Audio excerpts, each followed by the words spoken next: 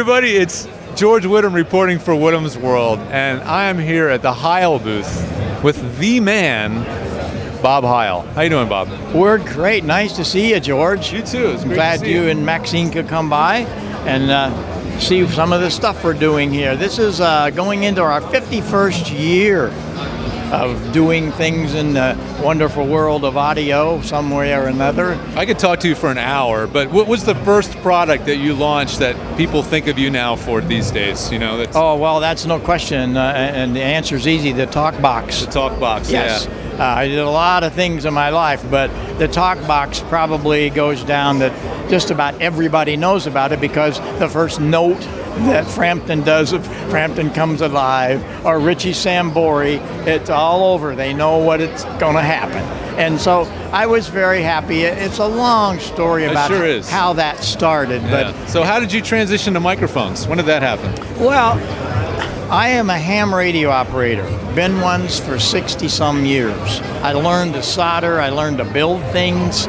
And I got into, I was a theater organist, still am. Oh, no kidding. I didn't know that. I play big Wurlitzers. Yeah. And I do a show every Saturday night on a shortwave station. It goes around the globe, WTWW. But I started at the Fox in St. Louis. And I played for 12 years professionally. But then I got kind of tired of the night thing, and I became a Hammond organ dealer in a little town of Marissa, Illinois, outside of St. Louis, 50 miles south. I started renting them to Kiel Auditorium. And all of a sudden, the managers come in to me and said, we need to do something about the PA because the PA in those things are little columns in a 20,000 seat arena.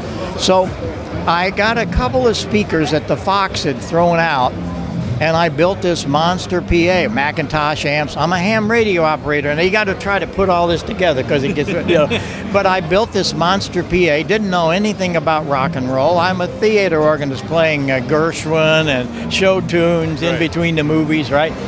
Well, I got infatuated because I'm thinking, wait a minute, these people need help.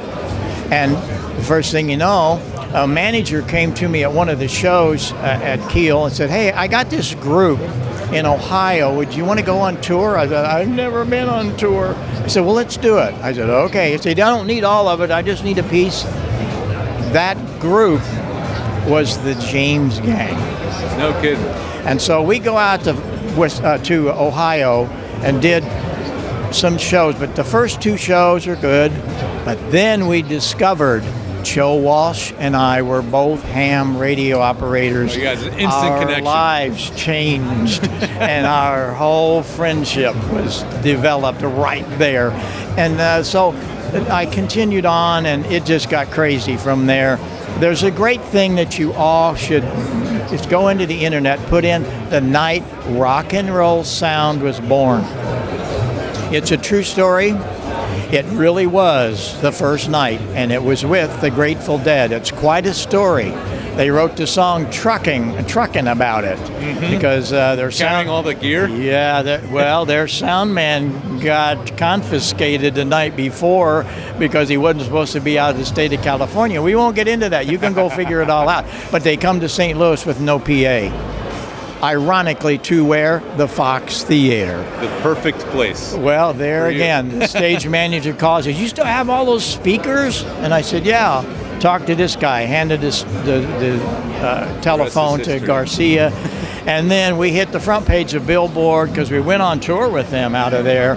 And at that time, nobody had ever played through anything like that. I didn't know that. I'm like, this is pretty good. Right. Because I had a Longevin board that I had gotten and a recording board. I had Macintosh amps. And it was hi-fi stuff. It was a big hi-fi. That's what I looked and listened to. Hi-fi. It was beautiful.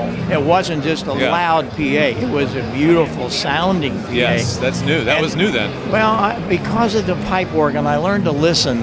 I had to voice and tune that. At the age of 15, we started in harmonically. Nobody realizes about the harmonics that are so important. I learned that as a young kid, and it's carried through everything I do. But then I was on the road. We hit the front page of Billboard, and everybody was calling us. One of them was The Who. we ended up with them for 6 years, and from there it was Humble Pie, Jay Giles, on and on and on. But then they took Frampton out. He was a star of Humble Pie. They took him out as a solo act, and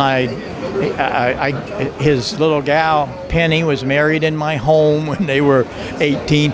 She called me shortly after. She said, "I need a Christmas present for Peter," and I sent her a talk box.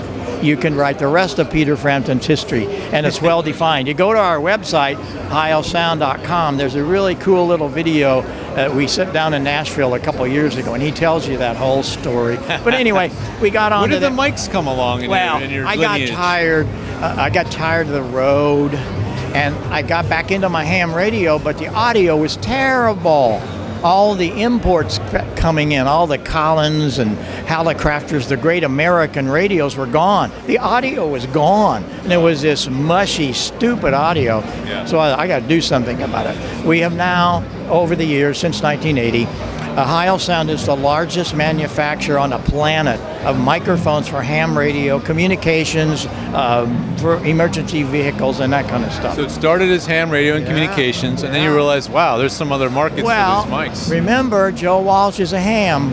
Yeah. And I was along in the late 90s. Joe and I started getting back together again here and there, and he said, "You know what, I'm going to take your Gold Line, which is our #1 ham radio mic," and he said, "I'm going to use that on stage." I said, "You got to be kidding me." He says, "Better than my SM58. I said, "No, it's not." He said, "Come here." Takes me down to his studio in the basement. I'd never done that before. Who would ever think a ham radio microphone would outdo the great? Yeah. Well, it did. Yeah. And that is the PR20. That started as And PR20, it just gotcha. went crazy. But I would build things and take them with Joe, and he would tell me good, bad, indifferent, and it just carried on. And then we got into really great stuff where I used things that I learned from antenna theory. That was really cool. I'm not an engineer. I don't look at scopes and all that crap. I Right. listen. Right. It's all about listening. That's and right. harmonically what's going on and so on. Yeah. But then the phasing issue. We have the only microphone on the planet that will do 40 dB of rear rejection. It's incredible. And it's so useful. The broadcasters got into our microphones. The PR40, it just outperforms everything out there. And then the new PR781, that has become the podcast market. Is one mic more sensitive than the other, or have a higher output, or are they about the same? No, they're about the same. Yeah. They're about the same. But the thing there is that they're made for specific things, and they work so well. And the podcast market is really, really come to life with now, the PR. in a small booth, I deal in lots of tiny spaces, whisper rooms, things like that. A mic like this could shine probably because it has such little such good rear rejection. Exactly. That if you have a big piece of glass in a window behind you, it'll work well, right? Yep, it works great. Yeah. Works great. Well, Bob, it's been great. I really appreciate hearing a little bit about your history because I've known about you for a while, but didn't know. I learned a lot of new things today. All right. Thanks you guys for coming. learned a lot of new things today. Thank you again. All Appreciate right. it, Bob. Thanks so much. Be well. Have All a great right. show.